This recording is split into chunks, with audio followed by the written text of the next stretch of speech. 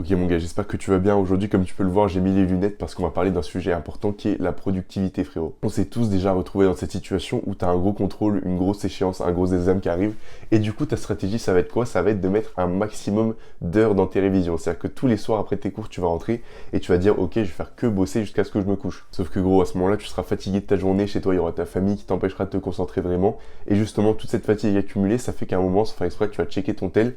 Et sans faire exprès, tu vas te retrouver à scroller sur des TikTok ou des trucs comme ça.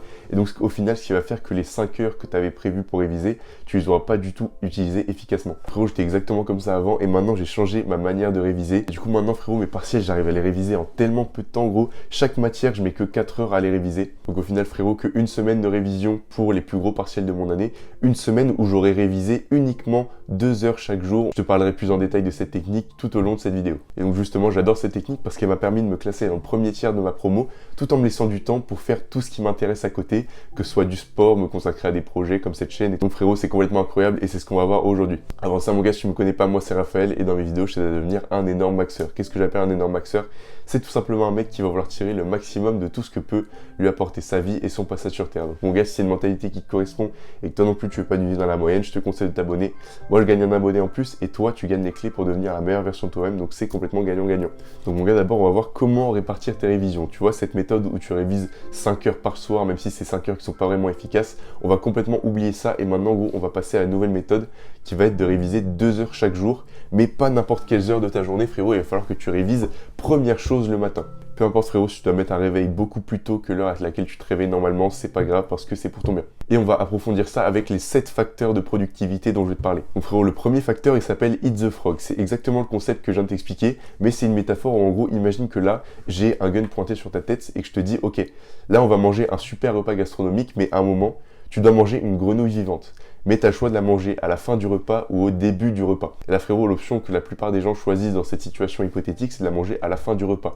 Parce que tu as toujours tendance à repousser. C'est le même truc que réviser à la fin de ta journée, tu vois. Sauf que gros, à la fin du repas, pendant tout le repas, tu vas pas en profiter parce que tu te diras, ok, à la fin du repas, je vais devoir manger une grenouille, ce qui est vraiment dégueulasse, tu vois. Alors que gros, la vraie bonne solution dans cette histoire-là, c'est de manger la grenouille au début du repas. Comme ça, gros, t'es débarrassé de toute la charge mentale et tout le repas, tu peux en profiter sans te dire que tu vas devoir manger une grenouille après. Et donc, mon gars, comment appliquer ça à ta productivité? Justement, comme on a dit, tu vas te dégager 2 heures de créneau chaque matin. Donc maintenant, frérot, le deuxième facteur de la productivité, il est assez lié, c'est le concept de la barre de dopamine. En gros, c'est un concept qui dit que chaque matin, tu te lèves avec une barre de dopamine, un peu comme une barre de vie dans un jeu vidéo. Et tout ce que tu vas faire dans ta journée qui va te demander de l'effort mental et de la volonté, et aussi qui va te stimuler, ça va baisser ta barre petit à petit. En mode, imagine, tu as 100 points dans ta barre, le matin tu te réveilles, tu commences à scroller pendant 30 minutes sur TikTok, on va dire que tu as perdu genre 10-20 points sur ta barre, tu vois. Parce que c'est tout simplement la barre qui va récompenser les actions que tu vas faire. Donc gros, imagine la stratégie que tu faisais avant où toi tu révises le soir en rentrant des cours, bah gros, ta barre elle est déjà vidée, donc pendant que tu révises, ta barre, gros, elle peut plus t'envoyer de la dopamine et de la récompense pendant que tu révises. Ça veut dire que ton cerveau, il encourage plus le fait de réviser et c'est ça qui est hyper galère. Donc c'est-à-dire que tu as du mal à tenir les révisions, tu as du mal à ne pas aller sur ton tel. Au final, tu as du mal à vraiment être efficace. Donc c'est pour ça, frérot, qu'il faut absolument bosser le matin quand ton cerveau, il peut t'envoyer un maximum de récompenses pour être sûr que pendant ces 2 heures-là, frérot, ton cerveau, il va être complètement coopératif avec toi. Parce qu'on est d'accord, gros, des fois, t'as l'impression, quand tu bosses pendant longtemps, que ton cerveau, il veut plus coopérer avec toi. Ton cerveau, il en peut plus, mais toi, tu le forces à continuer. Le troisième facteur de priorité dont on va parler ici, ça va être d'identifier les tâches primordiales à ta réussite. Donc ça, frérot, ça va à l'inverse de toutes les tâches qui prennent beaucoup de temps, mais qui sont pas les plus primordiales à ta réussite, comme par exemple relire ton cours, aller regarder sur TikTok ce que des gens disent sur ce sujet-là, discuter en message privé ou sur ton groupe de classe avec des potes à toi de l'examen en question. Frérot, ça prend beaucoup de temps, il y a beaucoup de distractions, t'es sur ton téléphone, forcément tu vas finir par aller sur TikTok, tu vois. Et ça, mon gars, ça va à l'inverse des tâches primordiales dont on a parlé. Comment identifier tes tâches primordiales, tu vois? Les tâches primordiales, la plupart du temps, ça va être faire des examens blancs. Mais après ça, frérot, tu peux complètement l'adapter à la matière que toi tu veux réviser. Je sais que par exemple, ce qui est philosophie, histoire, etc., tu vas pas faire des examens blancs parce que ça te prend beaucoup trop de temps, mais tu vas construire des plans. Tu vas prendre des sujets que tu auras trouvés sur internet ou demander à ChatGPT de te générer des sujets. Toi, tu vas construire le plan de développement que tu vas faire pour ce sujet-là. Et pareil, gros, tu prends tous les exercices que tu as fait et où tu es sûr qu'il y aura des exercices sous cette forme-là au contrôle.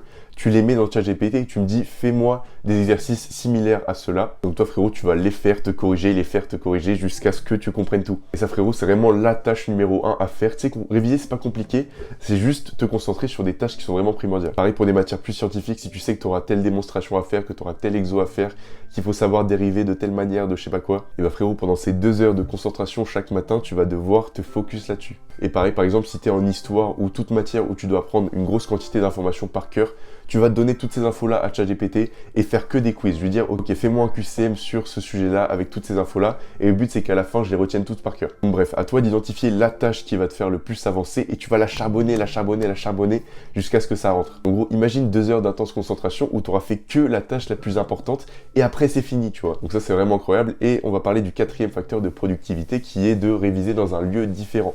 C'est un exemple que j'ai vu dans le livre Deep Work. C'est vraiment un livre de ouf qui a vraiment changé ma manière de bosser pour toute ma vie. Mais en gros, tu vois, J.K. Rowling, quand elle écrivait le dernier tome d'Harry Potter, pour vraiment se concentrer, elle louait des putains d'Airbnb à plusieurs milliers d'euros la nuit pour changer d'environnement et du coup faire en sorte que ton cerveau soit plus concentré. Toi frérot, c'est normal que t'aies pas les thunes de louer un Airbnb, mais par exemple tu peux aller réviser dans un café, réviser dans une bibliothèque, même juste te mettre dans une pièce différente de chez toi, ça va aider ton cerveau à se mettre en condition. Pareil mon gars, le facteur d'après pour que ton cerveau se mette en condition, le facteur c'est la routine. Je sais que moi avant chaque session de travail frérot, c'est petit café, je ferme les fenêtres inutiles sur mon téléphone, je me mets une playlist particulière et tu vois mon cerveau il va reconnaître ce pattern là, et il va dire ok maintenant je dois me concentrer. Donc, frérot, c'est important que tu te crées ta propre routine pour lancer ton cerveau en mode travail. Maintenant le facteur d'après il est hyper important, il va falloir que tu bosses quand t'es à jeun, quand t'as rien dans ton putain d'estomac. Parce que frérot, tu vois, digérer de la nourriture, c'est une activité qui prend énormément d'énergie à ton corps. Et en fait, quand tu manges, bah tu dis à ton corps, frérot, bah, vas-y, donne de l'énergie à mon ventre et moins d'énergie à ton cerveau. Donc frérot, comme je t'ai dit, si tu veux que ces 2 heures de révision, ce soit les plus optimales possibles, il va falloir que tu mettes toutes les chances de ton côté pour améliorer ta productivité. Donc gros, ne mange rien. Et c'est complètement lié avec le 7e facteur qui va être de boire du café. Frérot, si t'as le combo être à jeun plus café, frérot, tu seras inarrêtable. Tu peux vraiment optimiser tes 2 heures pour caler le maximum de trucs dedans. Donc, mon gars, le café, c'est parfait, ça va améliorer ta concentration. C'est pas un truc qui est bon pour la santé, mais là, mon gars, on est en situation d'urgence, t'as un contrôle hyper important à réviser, donc tu vas faire des sacrifices sur ta santé. Mais frérot, c'est juste sur le point du café, parce que finalement, si t'as ces 2 heures-là où t'es un maximum efficace, et ben l'autre temps de ta journée, tu vas pouvoir le mettre à faire du sport, et donc en fait, une séance de sport contre un café, frérot, la séance de sport, elle pèse bien plus lourd dans la balance de ta santé, tu vois. Donc maintenant, frérot, tu vas ajouter à tout ça, à ces 2 heures hyper efficaces, des révisions passives.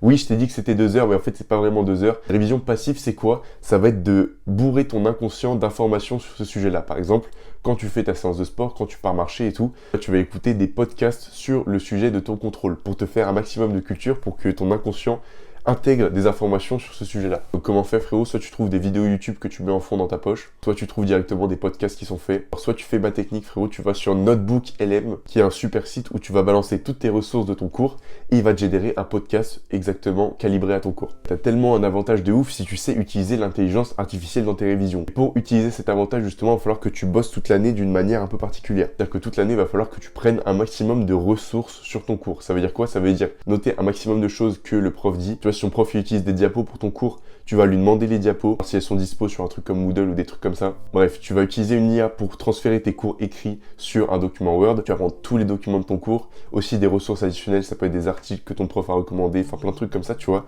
Et tu vas te créer avec tout ça un dossier sur ton ordi.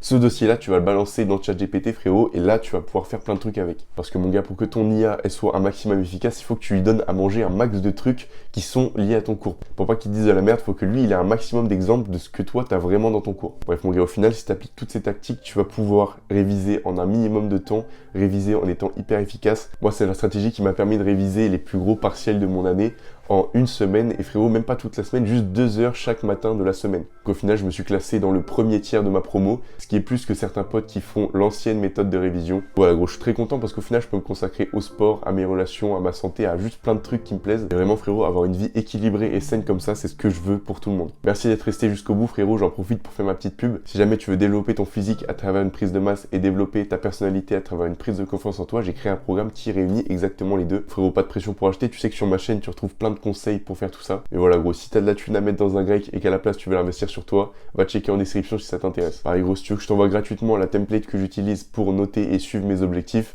envoie-moi un message sur Insta, je t'envoie ça gratuitement. Et dernière chose mon gars, j'ai un format plus podcast que je mets sur ma chaîne secondaire, va checker ça en description. Et voilà mon gars, merci d'être resté jusqu'au bout. Grosse force dans tes révisions et tes objectifs. N'hésite pas à t'abonner si tu veux faire partie des 101 GOAT qui sont abonnés déjà à la chaîne. Et voilà mon gars, gros bisous, reste branché.